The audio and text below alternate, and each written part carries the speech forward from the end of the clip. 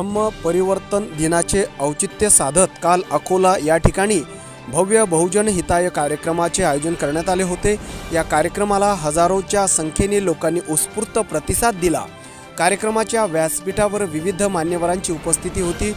समाज प्रबोधन, सामाजिक एकजूट आणि बहुजन समाजाच्या हक्कांसाठी चाललेल्या या चळवळीचा संदेश यावेळी देण्यात आला।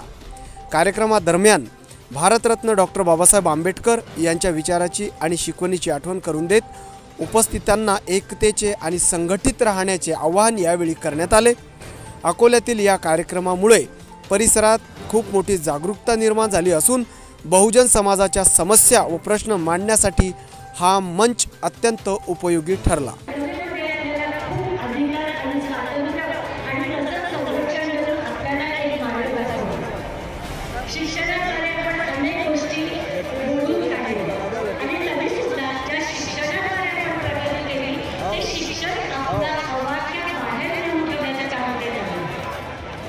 समाजशास्त्रामध्ये असं म्हटलं जातं की कुठल्याही सत्ताधारी समाजाला खात्री असते की ज्यांना आपण दाबतोय, ज्यांना आपण सातत्याने चिरडतोय ते कधी ना कधीतरी आपल्या विरोधात उभं राहून मग त्यांचे वेगवेगळे पर्याय सुरू होतात, ते त्यांचे बंड मोडून टाकण्याचे पर्याय सुरू होतात। मग त्याच्यानंतर त्यांची येणारे सर्व समस्त बंधू भगिनींनो, आज आपण दरवेळेला 14 ऑक्टोबरला जेव्हा बाबासाहेबांनी आपल्या स्वतः दीक्षा घेतली आणि लाखो लोकांना दीक्षा दिली, त्याची आठवण म्हणून आपण कायमच धम्मचक्र प्रवर्तन दिन साजरा करत असतो।